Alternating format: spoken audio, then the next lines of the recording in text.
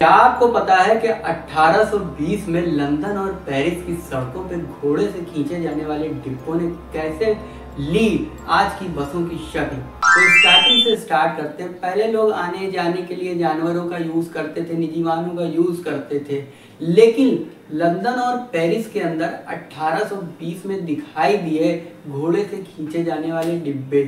इन डिब्बों के आने से एक फायदा जो है, जो निजी वाहन, प्राइवेट वाहन लोग यूज करते थे, उन लोग को काफी फायदा हुआ, उनके लिए काफी सुविधाजनक जो है साबित हुआ। ये जो लंदन और पेरिस की सड़कें थी, उनके कुछ फिक्स रूट थे, निश्चित रास्ते थे, खाली उन्हीं रास्तों पे ये घोड़े से खींचे जाने वाले डिब्बे जाया करते थे और बाकी पूरे लंदन और पूरे पेरिस के अंदर आपको ये नहीं दिखाई देते, फिक्स रूट के ऊपर दिखते।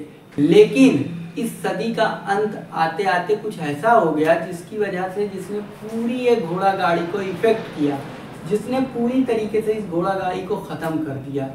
इस सदी का अंत आते आते लोगों ने आविष्कार कर लिया था भाप से चलने वाली बसों का।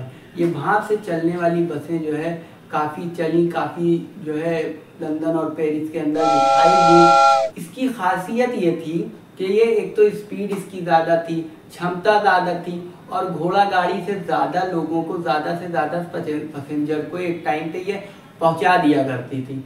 इस वजह से इसने पूरी तरीके से घोड़ा गाड़ी को ख़त्म कर दिया।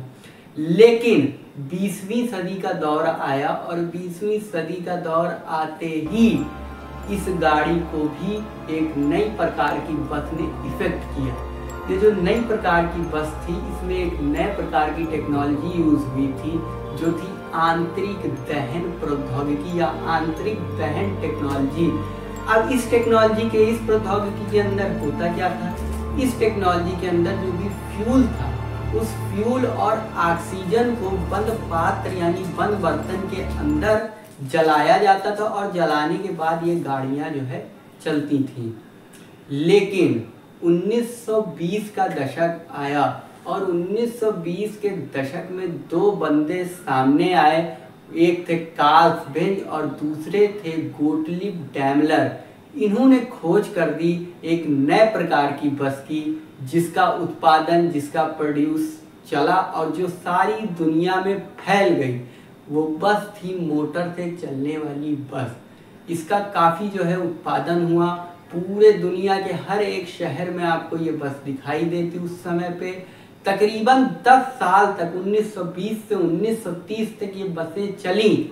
लेकिन फिर आया 1930 का दौर। 1930 के दौर में शुरू हुई डीजल इलेक्ट्रिक बस। ये जो डीजल इलेक्ट्रिक बस थी, ये काफ़ी सस्ती थी, क्योंकि बाकी जो बसें थी उनका जो फ्यूल था थोड़ा सा महंगा पड़ता था, और ये जो थी डीजल इलेक्ट्रिक बस, इसका जो ईंधन था ये काफ़ी सस्ता पड़ता था। इसलिए ये जो है पिछली बसों से ज़्यादा पॉपुलर हुई और चलने लगी। सेकेंड वर्ल्ड वॉर यानी कि दूसरे विश्व युद्ध के समय आपको नए नए प्रकार की बसें दिखाई देती थी। जैसे एक थी आर्कुलेटेड बस।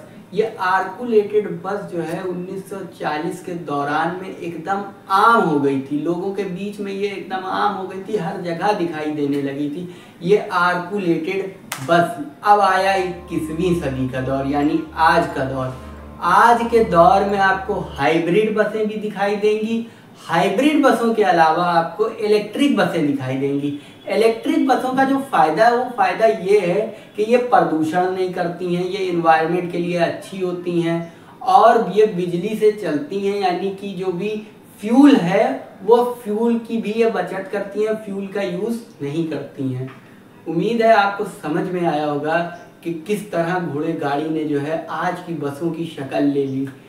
अगर वीडियो पसंद आया, वीडियो को लाइक करें। चलिए मिलते हैं नेक्स्ट वीडियो में।